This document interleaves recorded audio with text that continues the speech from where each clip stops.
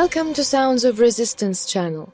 Russian President Vladimir Putin's attempt to invade Ukraine on February 24 has upset all the balances for a new world order.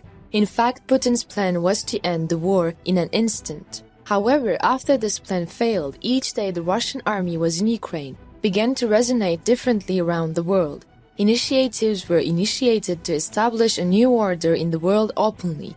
Vladimir Putin's reasons for entering Ukraine were incomprehensibly unnecessary and simple delusions. But he persuaded all the Russians to believe it and to enter a war they could not win. But the consequences were very heavy for the Russian Federation. Russia's actions revived the North Atlantic Alliance, and the alliance became more united than ever before. As the Russian threat is felt more than ever in Scandinavian countries, Sweden and Finland made an official application to NATO due to the security concerns. Finland took harsh military measures on the 1,300-kilometer border with Russia. 2 times more troops and ammunition were sent to the NATO Eastern Bloc, and an impenetrable wall has built against Russian aggression. In response to every move of Western Russia in Ukraine, it either helped Ukraine by sending powerful weapons or paralyzed the Russian defense industry and industrial sector by imposing heavy sanctions on Russia. In addition, the invasion attempt on Ukraine encouraged China, and China increased its harassment on Taiwan. News of conflict began to come one after another from the Middle East and Asia. All balances in the world order have shifted. However, things happened that Vladimir Putin did not expect, which upset all this balance, and the Russian army began to lose in Ukraine. The Ukrainian armed forces, which has been reigning over the Russian army in recent days, shocked Putin. After Putin announced that he had annexed 4 cities in Ukraine, the Ukrainian armed forces started to liberate these cities, and the West reacted to Putin, and the Russian president played the biggest trump card in his pocket. With the threat of using nuclear weapons, Putin could plunge the world into a new doomsday. US President Joe Biden, in a serious escalation warning from Washington, said Vladimir Putin was not kidding when he threatened to use nuclear weapons. Joe Biden warned that the risk of Armageddon is at its highest level since 1960s. Speaking to Democratic donors in New York, Biden made it clear he was watching Putin's next moves carefully. For the first time since the Cuban Missile Crisis, we have a direct threat to use of the nuclear weapons. In fact, if things keep going well, we might not have such a problem, Biden continued. In 1962, the United States and the Soviet Union approached nuclear war due to missiles placed in Cuba by the Soviet Union under Presidents Kennedy and Nikita Khrushchev, respectively.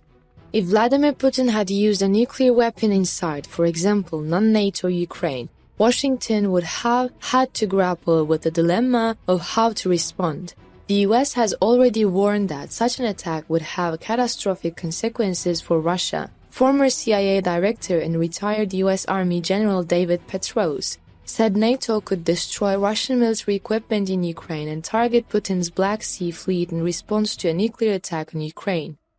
To make you an assumption, we will respond by leading a NATO collective effort to eliminate every Russian conventional force we can see and identify on the battlefield in Ukraine, as well as in Crimea, the former head of the CIA said in a statement. He added that he would not want to, but that you had to show that this was in no way acceptable.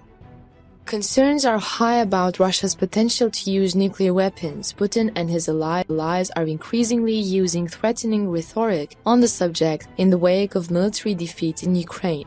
In addition, Russia claims to have annexed a large part of Ukraine, which means that the Kremlin can now claim that Ukraine attacked the Russian homeland. As Putin grew more desperate, the specter of war between Russia and West once again raised its head. US intelligence agencies believe that Putin has come to view the defeat in Ukraine as an existential threat to his regime and associated with an existential threat to Russia, potentially justifying the use of nuclear weapons in his worldview. US officials stressed on Friday that they saw no evidence that Russia had taken the necessary measures to use its nuclear arsenal and that the US had no reason to change its nuclear stance. But some officials said they took Putin's threat seriously and had direct back-channel talks with the Russians about the consequences of taking steps such as the US use of nuclear, chemical or biological weapons. White House Press Secretary Karine Jean-Pierre said on Friday, "We see no reason to adjust our own strategic nuclear stance, and we have no signs that Russia is preparing to use nuclear weapons anytime soon. The kind of irresponsible rhetoric we've seen is that of the speech of the leader of a nuclear-armed state. It's not the way to go, and that's what the president made clear." This type of war can really feel the apocalypse all over the world. If this scenario, which no one wants to happen, occurs, participation in this war may come from all over the world in a certain way. North Korea is known to have similar use trials. North Korea will be one of the first to step in the apocalyptic war. At the same time, it is very clear that China will not remain silent on this issue. On the other hand, NATO's full alliance against this bloc will set the whole world on fire. For this reason, since Vladimir Putin's push of the button will push the world to a great destruction, he receives a reaction not only from the international community, but also from the Kremlin to prevent it. If we need to examine the relationship between Biden and Putin a little more deeply, this bilateral relationship dates back almost 20 years. Biden's bleak assessment of Putin dates back at least to 2001, when President George W. Bush first met the Russian leader shortly after he came to power. While Bush praised him, calling him very open and reliable, Biden, then a senator from the Delaware, disagreed, stating that he did not trust Putin. Biden, who was focused on foreign policy throughout his career and chairs on the Senate Foreign Relations Committee, places great value on his own instincts and judgment when it comes to evaluating foreign leaders and landscapes. During his presidential campaign, he often talked about how many foreign leaders he had personally met, citing, for example, his long travels with Chinese President Xi Jinping. While Biden's mention of Armageddon is his most vivid warning yet, the president has for weeks been sounding the alarm about Putin's actions in Ukraine, including holding fake referendums in 4 Ukrainian regions and then annexing them. In a speech to the UN General Assembly last month, Biden said that by directly addressing the referendums and nuclear threats, Moscow has shamelessly violated the very essence of the UN Charter by forcibly occupying its neighbor. At the same time, President Biden recently said that Russian President Vladimir Putin cannot stay in power in a speech on the invasion of Ukraine. A White House official issued a comment minutes later saying that Biden was not calling for regime change. The president's intent was that Putin cannot be allowed to use force over his neighbors or the region. The official was not discussing Putin's power in Russia or regime change, he said.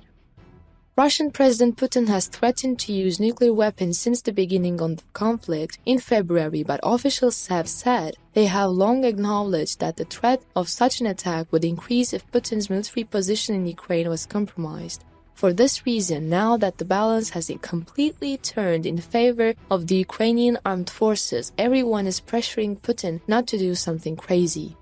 If Vladimir Putin reveals that the crazy spirit he has shown us so far, he will drag the whole world into an apocalypse and ruin the future of not only Russia but the whole world. Thanks for watching.